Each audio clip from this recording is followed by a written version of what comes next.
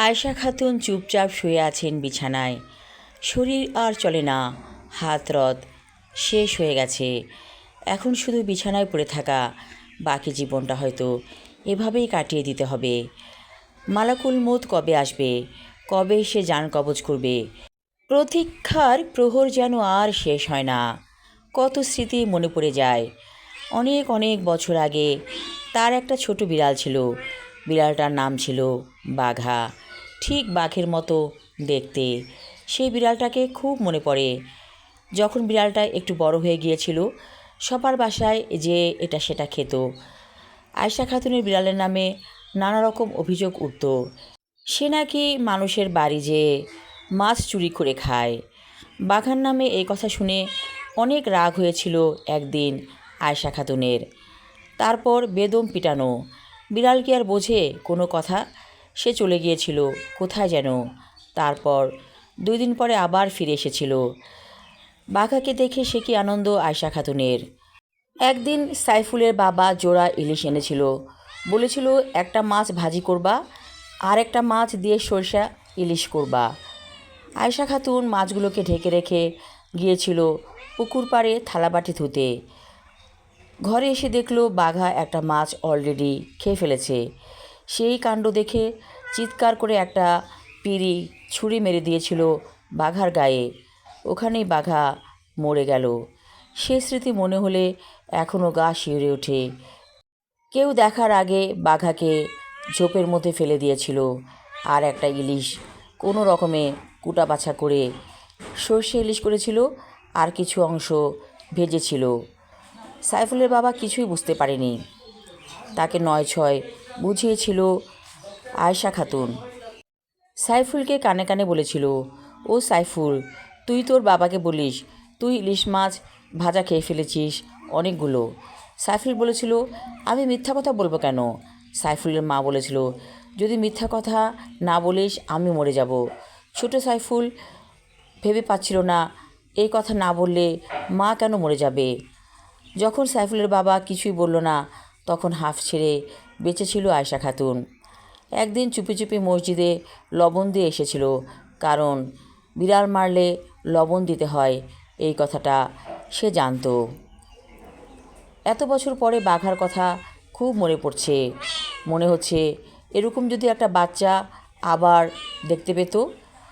একটা বিড়াল এসেছে কয়দিন ধরে বাসাতে। বিড়ালটা গর্ভবতী। একদিন ঠিকই বাচ্চা দিল এই বাসায়। ছোট একটা বাচ্চা, অবিকল দেখতে বাঘার মতো, কালোর উপরে হলুদ ডোরা দাগ। এটা দেখে আয়েশা খাতুন খুশিতে কেঁদে ফেলেছিল। বলেছিল, এতদিন পরে আল্লাহ মুখ তুলে চেয়েছেন, আমার বাঘাকে ফিরিয়ে দিয়েছেন এই ঘরে। বাচ্চাটা ধীরে ধীরে বড় হচ্ছে। আয়েশা খাতুন যেন অনেক আদর করে বাচ্চাটাকে, রীতিমতো চোখে পড়ার মতো। ছেলের বউ বলে, ও মা, আপনি বিড়ালের বাচ্চাকে এত আদর করেন? আয়েশা খাতুন তো আর বলতে পারে না সে একটা বিড়াল মেরেছিল। সেই বিড়ালের মতো দেখতে এই বাচ্চাটা হয়েছে। আয়েশা খাতুন বলল, এই বাচ্চাটাকে তোমরা ফেলবে না, ওকে আমি পালবো। ছেলের বউ রেগে বলেছিল, বিড়াল পালবেন মানে? লোম উড়ে তো আপনার পেটে যাবে, আমাদের পেটে যাবে, তাহলে তো ডিপথেরিয়া হবে। ডিপথেরিয়া মারাত্মক অসুখ। আয়েশা খাতুন বলেছিল, আমার এই একটা কথা রাখো, মৃত্যুর আগে। ছেলের বউ বুঝে পায় না একটা বিড়ালের জন্য কেন উনি এমন করছেন। একদিন ছেলের বউ ঠিকই আয়েশা খাতুনের পেট থেকে কথা বের করেছিল। আয়েশা খাতুন কেঁদে বলেছিল বাঘার কথা। ছেলের বউ তুলি বলল, মা, আপনি এত দুঃখ পুষে রেখেছেন, আমি এই বাচ্চাটাকে পালবো শুধু আপনার জন্য। বাচ্চাটা এখন অনেক বড় হয়েছে, তেজস্বী একটা বাচ্চা। খাবার খাবার জন্য খুব চিৎকার করে, অর্থাৎ যখন খিদে পায় বাটি ভরে দুধ দিতে হয় তাকে। আয়েশা খাতুন বলেছিল ছেলের বউকে, ও তুলি, আমার একটা লোহার ছোট বাটি আছে, এই বাটিতে ওকে দুধ দিবে। তুলি বলেছিল, ঠিক আছে, আপনার কথা মতোই হবে।